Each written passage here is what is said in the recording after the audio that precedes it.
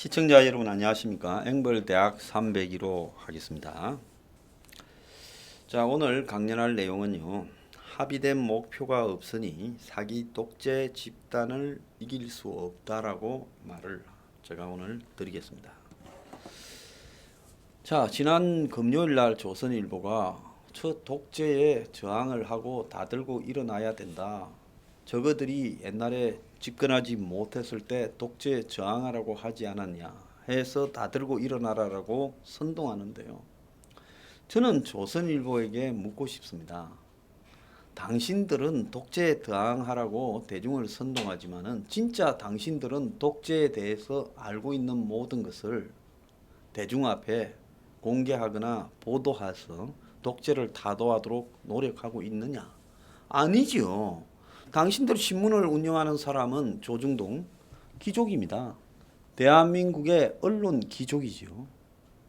그래서 대대로 그 언론 귀족의 한마디로 영역을 누리면서 살아가고 확대합니다. 다 종편 하나씩 만들어서 언론 귀족의 노릇을 연장하고 있지 않습니까?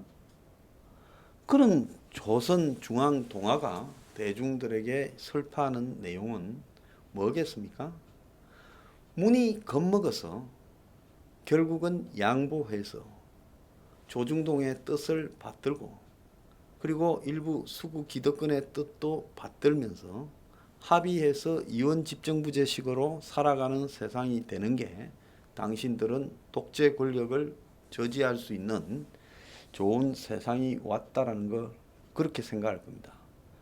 그래서 힘도 없는 대통령이 있고 그리고 총리가 앉아 있고 그리고 또 국회의원들이 다 장관을 하고 그러면서 이 언론 회사 회장이나 오너나 그리고 주요 간부들을 보면 다들 대우해주고 그러면서 짭짤하게 돈이 되는 언론사 운영 특히 재벌가 이렇게 이해를 대변하면서요. 저는 그것이 조중동이 원하고 또 어떻게 보면 한겨레나 경향이나 오마이뉴스가 원하는 세상일지 모른다고 봐요.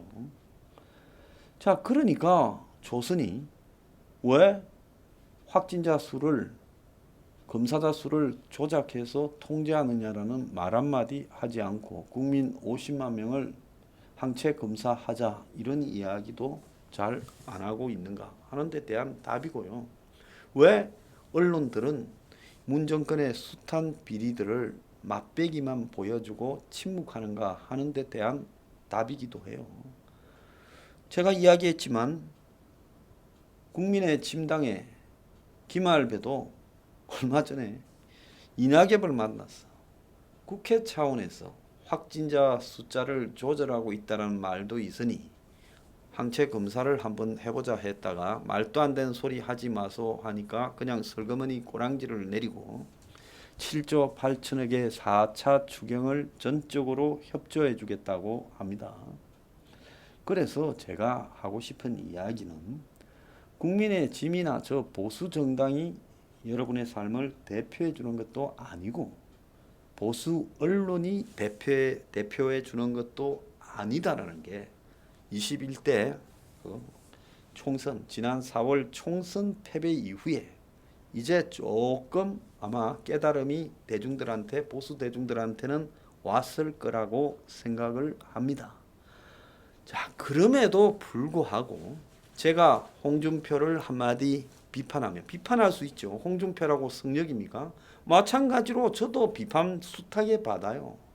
저를 개인적으로 정책으로 비판하는 부분을 가지고 제가 뭘 이의를 제기하지 않습니다. 그냥 그런 사람도 있구나 하지요.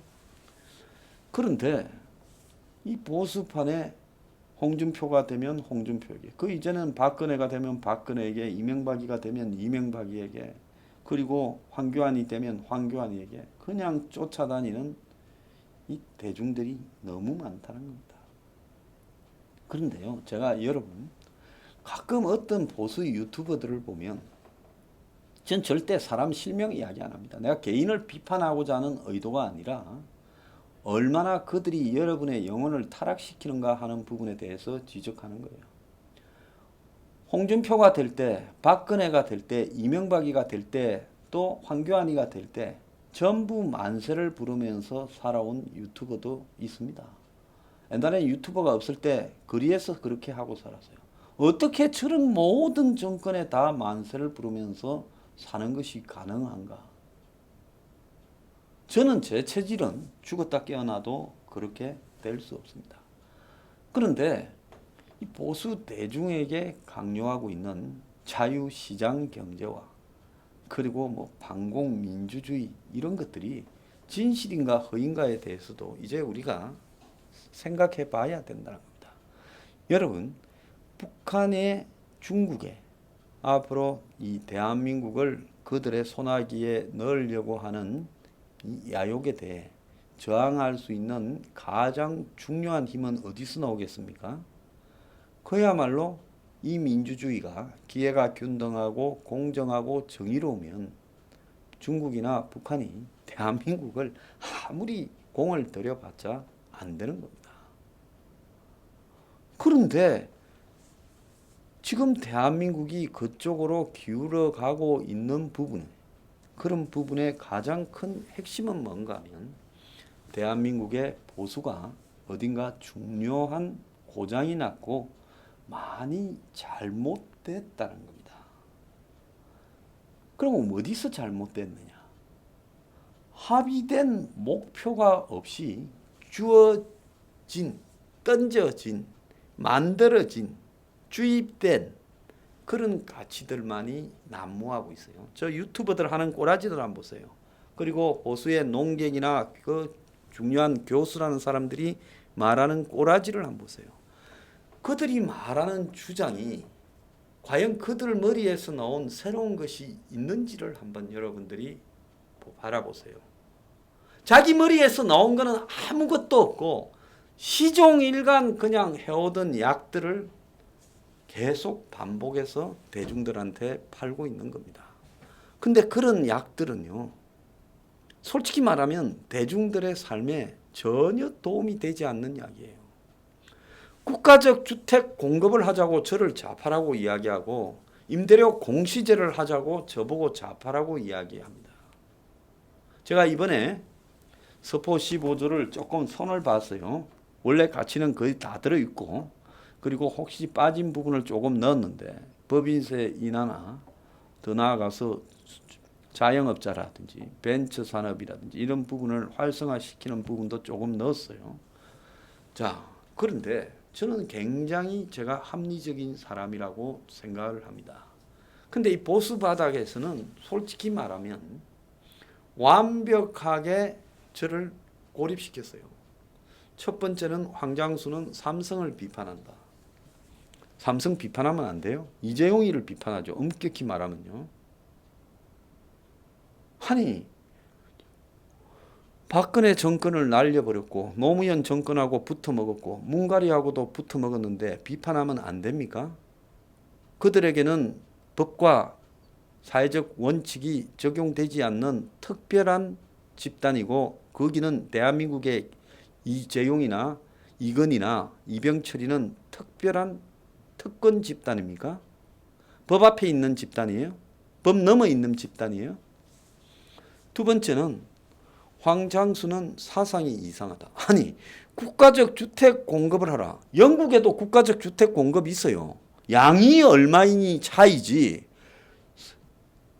세계의 민주주의를 표방하고 자본주의를 표방하는 나라 중에서 국가적으로 주택을 공급하는 나라가 수두룩합니다. 홍콩에도 있어요. 과거에 영국 식민지권인 나라 중에 땅이 부족하고 사람이 많이 사는 나라에는 많은 나라의 국가적 주택 공급이라는 부분이 있습니다. 자, 한국의 집이 너무나 많은 문제를 불러일으키고 있기 때문에 일단 국가에서 700만 원에 집을 공급하겠다. 오늘 아침에 누가 보냈는데 강화도에 보니까 700만 원짜리 아파트 분양한다고 있어요. 왜? 땅값에다가 짓는 값까지 포함해서 700이라도 강화도에는 공급할 수 있다는 거 아니겠어요? 그러면 건설비가 땅값하고 여러 가지 재반 비용하고 다 이까지 얹어서 그것보다 훨씬 낮으니까 700만 원에 공급이 된다는 거 아니겠습니까? 그러니까 여기 수도권에도 땅만 좀 신경 쓰면 충분히 700만 원에 아파트를 공급할 수 있다는 거죠. 강화도에는 민간이 700만 원 아파트를 공급한다고 저한테 와 있어요. 자, 그렇다면 그렇게 할 수 있는 일을 왜 우리가 안 하고 살아야 됩니까? 자, 그런 주장을 해서 한국에 집 없는 사람이 제가 볼 때 1인 가구를 포함하면 60%를 될 거라고 봅니다. 30%가 1인 가구예요. 1인 가구가 대한민국에 제일 많아요. 앞으로 점점 1인 가구만 늘어날 겁니다. 왜? 결혼을 할 수 없으니까 결혼하면 2인 가구가 한 가구가 되는데 결혼을 못 하니까 1인 가구가 수없이 존재하는데 그들 대부분은 월세로 살지요. 그렇지 않습니까? 사람이 앞으로 불황의 고실업 시대에 소득이라는 것은 기본 한 200만 원 안팎밖에 안 될 건데 다수가 다. 그런 시대에 월세 내고 살아갈 수 없다라는 거. 비싼 월세 내고요. 그건 삶이 존속될 수 없음을 의미합니다. 그러면 그런 삶이 존속될 수 있는 세상을 만들자고 노력하는 게 좌파입니까? 저는 이걸 갖다가 저보고 좌파라고 비판한다면 저는 이 썩은 보수를 포기하고 좌파가 되겠어요. 제 양심이에요. 내가 무슨 뭐 부동산에 환장을 해서 원수가 져서 이렇게 말을 하고 다닌다고 생각하십니까? 그렇지만은 그것이 이건 아니다라고 생각하기 때문에 저는 국가적 주택 공급을 말을 하는 겁니다. 저처럼 많은 사람이 자신은 집도 있고 또 자신은 살만하지만 많이 배웠지만은 그렇지만은 국가적 주택 공급을 해야 된다라고 동의하는 사람이 굉장히 많이 있을 거예요. 그러면 국가적 주택 공급에 동의하는 앵그리 블루 회원들이나 내 방송을 보고 지지한다는 사람은 다 좌파가 되는 겁니까? 그래서 그들은 저보고 욕을 해요. 또 저를 비판하는 부분 중에 이야기들은 황장수는 모두 까게 한다. 아니 사람이 모두를 까야 맞지. 특정한 사람은 보호해주고 특정하게 까면 그게 사람입니까? 제가 박근혜 정부 때요.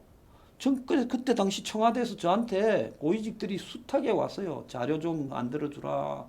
또 뭐 좀 들어오라. 여러 가지 부탁하러 왔습니다. 그렇지만은 저는 선을 지키고요. 계속 비판을 했어요. 박근혜 정부 잘 되라고 선의의 비판을 했습니다. 3인방 사건, 십상시 사건 터졌을 때 비판하니까요. 그 보수의 TV 나가서 떠드는 정권의 주구들이 대부분 황장수를 욕했어요. 저보고 언론 종편 십상시라 합니다. 십상시가 저보고 십상시래요. 아니 박근혜 정권을 비판하면 십상시가 됩니까? 박근혜 정권 되는데 나만큼 힘쓴 사람 있으면 나와봐라 그래요.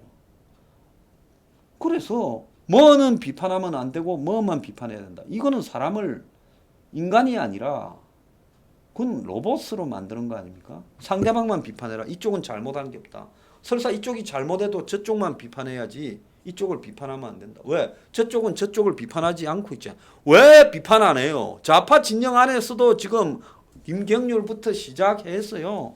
민변의 여 변호사 진중권이부터 자기들 얼마나 비판해요. 형식적으로요. 그 말도 맞지 않다는 겁니다. 그 다음에 이제 이야기를 하는 게 이 보수에 만들어진 룰을 황장수는 깨고 다닌다. 그건 뭐겠어요? 여기에서 보수 행세하고 떠들려면 적당히 정경련이나 그 앞잡이 단체나 그런 사람들하고도 어울리고 또 거기에서 적당히 대리인 역할하는 어제 제가 일부에 이야기했던 기득권층의 브로커들하고 어울리면서 그 논리에 살아야 되는데 이건 밥도 안 먹고 일단 그들하고는 선을 긋고 산다. 아니 내가 볼 때 그 사람들은 브로커인데 내가 브로커가 안 되려면 브로커하고 선을 그어야 내가 내 참됨을 유지하지. 제가 그들하고 어울리면 브로커가 되잖아요.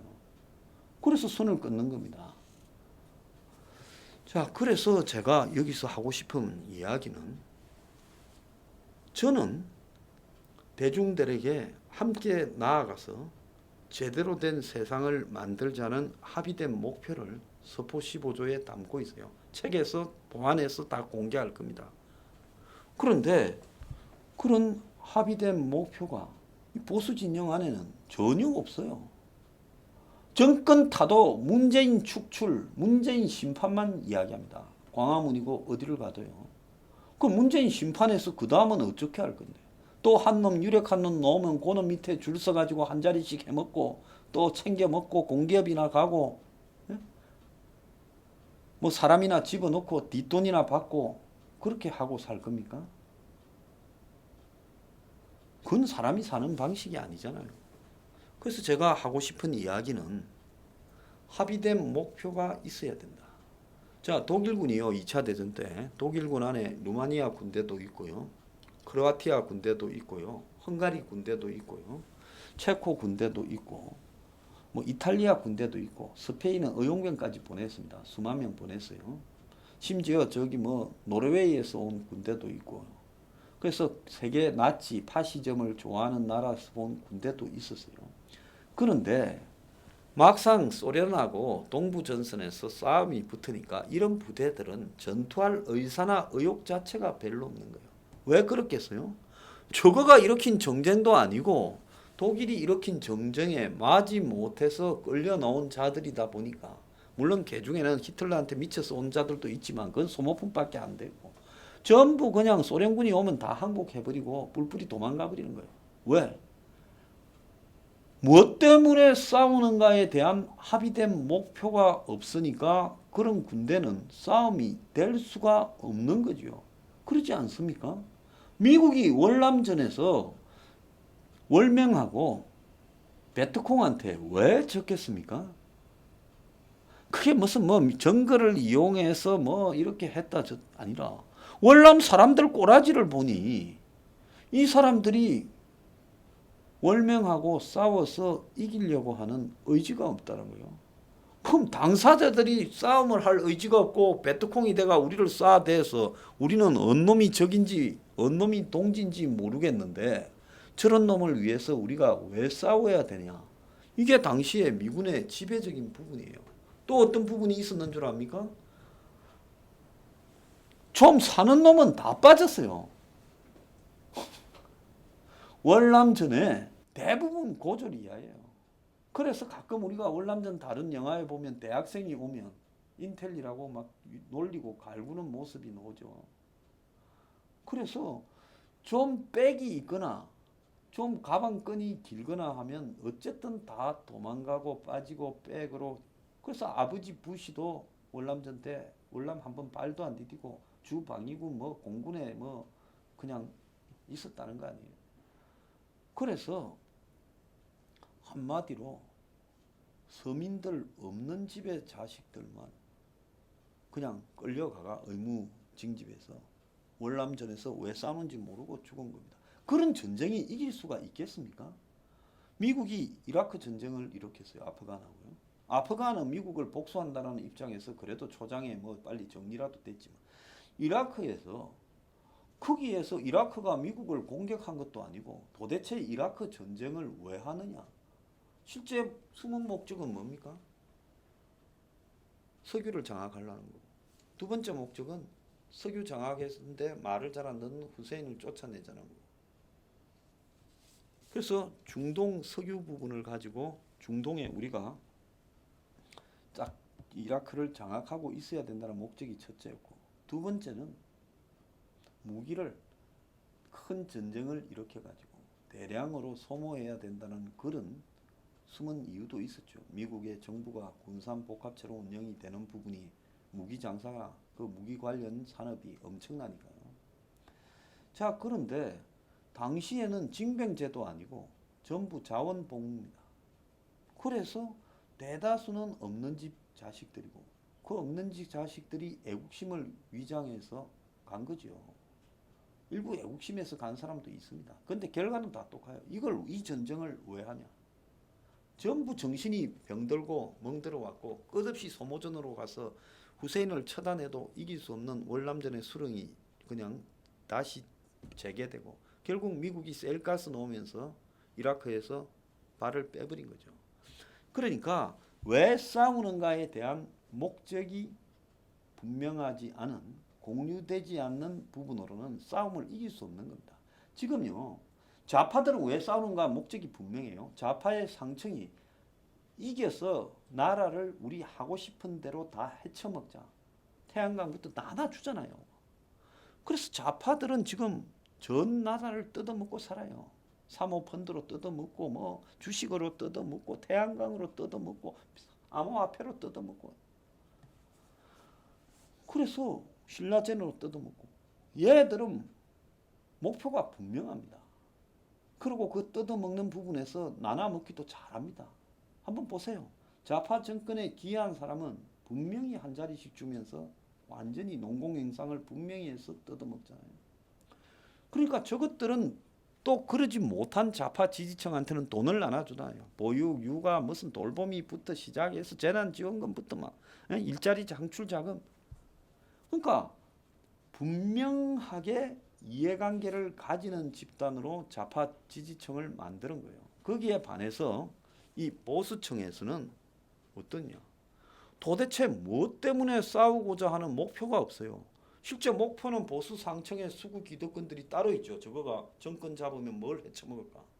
그런데 대중들한테는 애매한 가치를 이야기합니다. 그러니까 기껏해야 이념적으로 무슨 종북 척결이니 자유시장 경쟁이 황당한 소리를 하면서 대중들을 설파해 왔는데 이제 이 약발이 다 떨어졌어요. 그래서 목표가 분명하지 않은 이런 이 보수 집단들의 사기 행위로는 저 좌파 독재 집단을 죽었다 깨어나도 이길 수 없다는 겁니다. 그것 때문에 뉴스 브리핑 앵그리 블루는 서포 15조를 만들어서 그거 나 좋다고 하는 일도 아닙니다. 모든 서민이 좋은 세상을 살아갈 수 있는 세상을 만들자는 겁니다. 그래서 이 목표를 제시한 겁니다. 이거 없이요. 두 번 다시 수구 보수가 집권할 수 없다. 좌파들은 목적이 뚜렷하다. 목적이 뚜렷하지 않은 싸움은 절대 이길 수가 없다는 거예요. 그래서 저는 여러분들한테 목적이 뚜렷한 싸움을 하자고 분명히 이야기를 하고 그 대안으로 서포 15조를 내놓은 겁니다. 감사합니다.